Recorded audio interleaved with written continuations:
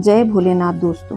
कल हमने श्रावण महात्म्य के 9वें अध्याय को जाना कि श्रावण शुक्रवार को माता जीवंतिका का किस प्रकार व्रत करना चाहिए और उनका हमें क्या फल मिलता है। तो चलिए दोस्तों, आज हम श्रावण महात्म्य का 10वां अध्याय आरंभ करते हैं और जानते हैं कि आगे भोलेनाथ सनत कुमार को क्या महात्म्य सुनाते हैं और उसका हमें क्या फल मिलता है।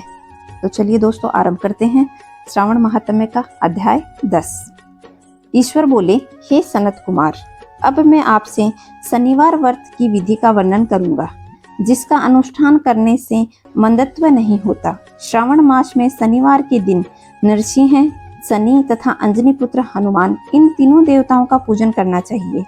दीवार पर अथवा स्तंभ पर नरसिंह जी की सुंदर प्रतिमा बनाकर हल्दी युक्त चंदन से और नीले, लाल व पीले रंग के सुंदर पुष्पों से लक्ष्मी सहित गजपति नरसिंह का भली भांति पूजन करके उन्हें खिचड़ी का नैवेद्य और कुंजर नामक साग का भोग अर्पण करना चाहिए। उसी को स्वयं भी खाना चाहिए और ब्राह्मणों को भी खिलाना चाहिए। तिल का तेल और घृत का स्नान भगवान नरसिंह को प्रिय है। शनिवार के दिन सभी कार्यों के लिए तिल प्रशस्त हैं। शनिवार के दिन तिल के तेल से ब्राह्मण तथा सुवासिनी स्त्रियों को उपटन लगाना चाहिए और कुटुंब सहित स्वयं भी संपूर्ण शरीर में तेल लगाकर स्नान करना चाहिए और उड़द का भोजन ग्रहण करना चाहिए। इससे भगवान नरसिंह प्रसन्न होते हैं। इस प्रकार श्रावण मास में चारों शनिवारों को इस व्रत को करना चाहिए। जो ऐसा करता है उसके घर में स्थिर लक्ष्मी का वास होता है और धन धान्य की समृद्धि होती है। पुत्रहीन व्यक्ति को पुत्र वाला हो जाता है। इस लोक में सुख भोगकर अंत में वैकुंठ को प्राप्त होता है। नरसिंह की कृपा से मनुष्य की चारों दिशाओं में व्याप्त रहने वाली उत्तम कीर्ति होती है। हे सौम्य, मैंने आपको नरसिंह का यह उत्तम महात्म्य कहा है। हे सनत कुमार, अब मैं शनि की प्रसन्नता के लिए जो करना चाहिए उससे सुनिए। एक लंगड़े ब्राह्मण और उसके अभाव में किसी ब्राह्मण के शरीर में तिल का तेल लगाकर उसे उष्ण जल से स्नान कराना चाहिए और श्रद्धा पूर्वक नरसिंह के लिए बताए गए अन्न अर्थात खिचड़ी उसे खिलानी चाहिए। उसके बाद तेल, लोहा, काला तिल, काला उड़द, काला कंबल प्रदान करना चाहिए। इसके बाद व्रती यह कहे कि मैंने यह सब शनि की प्रसन्नता के लिए किया है। शनि देव मुझ पर प्रसन्न हो। उसके बाद तिल के तेल से शनि का अभिषेक करना चाहिए। उसके पूजन में तिल और उड़द का और अक्षत प्रशस्त करने चाहिए। हे मुनि, अब मैं शनि का ध्यान बताऊंगा, आप ध्यान पूर्वक सुनिए। शनिश्चर कृष्ण वर्ण वाले हैं, मंद गति वाले हैं, कश्यप गोत्र वाले हैं, सौराष्ट्र देश में पैदा हुए हैं, सूर्य पुत्र हैं, वर देने वाले हैं, दंड के समान आकार वाले मंडल में स्थित हैं, इंद्र नील मणि तुल्य कांति वाले हैं, हाथों में धनुष, बाण और त्रिशूल धारण किए हुए हैं, गिद्ध पर आरूढ़ हैं, यम इनके अधिदेवता हैं। ये गंध तथा गूगल का धूप ग्रहण करते हैं। इन्हें खिचड़ी प्रिय है। इस प्रकार ध्यान की विधि कही गई है।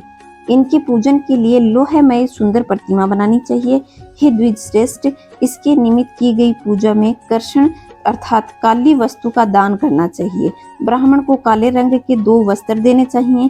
काले बछड़े सहित काली गाय प्रदान करनी चाहिए। विधि पूर्वक पूजा करनी चाहिए। इस प्रकार प्रार्थना तथा स्तुति करनी चाहिए। आराधना से संतुष्ट होकर जिन्होंने नष्ट राज्य वाले राजा नील को उनका महान राज्य पुनः प्रदान कर दिया, वे शनिदेव मुझ पर प्रसन्न हो। नील अंजन के समान वर्ण वाले, मंद गति से चलने वाले, छाया देवी तथा सूर्य से उत्पन्न होने वाले उन शनिश्चर को मेरा नमस्कार। मंडल के कोण में स्थित आपको नमस्कार। पिंगल नाम वाले आप शनि को नमस्कार। हे देवेश, मुझ दीन तथा शरणागत पर कृपा कीजिए।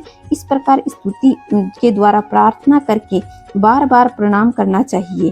3 वर्णों ब्राह्मण, क्षत्रिय, वैश्य के लिए शनि के पूजन में सनो देवी इस वैदिक मंत्र का प्रयोग बताया गया है और शूद्रों के लिए पूजन में नाम मंत्र का प्रयोग बताया गया है। जो व्यक्ति दत्तचित होकर इस विधि से शनि देव का पूजन करेगा उसे स्वप्न में भी शनि का भय नहीं होगा। हे विप्र, जो मनुष्य श्रावण मास के प्रत्येक शनिवार के दिन भक्ति पूर्वक इस विधि से इस व्रत को करेंगे उन्हें शनिश्चर के द्वारा लेश मात्र भी कष्ट नहीं होगा। जन्म राशि में से पहले, दूसरे, चौथे, 7वें, 8वें, 9वें तथा 12वें स्थान में स्थित शनि सदा कष्ट पहुंचाता है। शनि की शांति के लिए समाग्नि इस मंत्र का जप करना चाहिए। उसकी प्रसन्नता के लिए नीलमणि का दान करना चाहिए। हे सनत कुमार, इसके बाद मैं अब अंजनी पुत्र हनुमान जी की प्रसन्नता के लिए उनकी विधि का वर्णन करता हूँ। हनुमान जी की प्रसन्नता के लिए श्रावण मास में शनिवार को रुद्र मंत्र के द्वारा तेल से उनका अभिषेक करना चाहिए। तेल में मिश्रित सिंदूर का लेप उन्हें समर्पित करना चाहिए।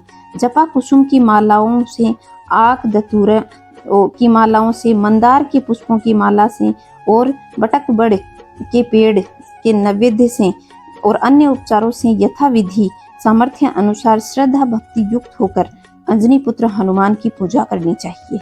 इसके बाद बुद्धिमान को चाहिए कि हनुमान जी की प्रसन्नता के लिए उनके 12 नामों का जप करना चाहिए। जो 12 नाम हैं वह मैं आपको बताता हूँ।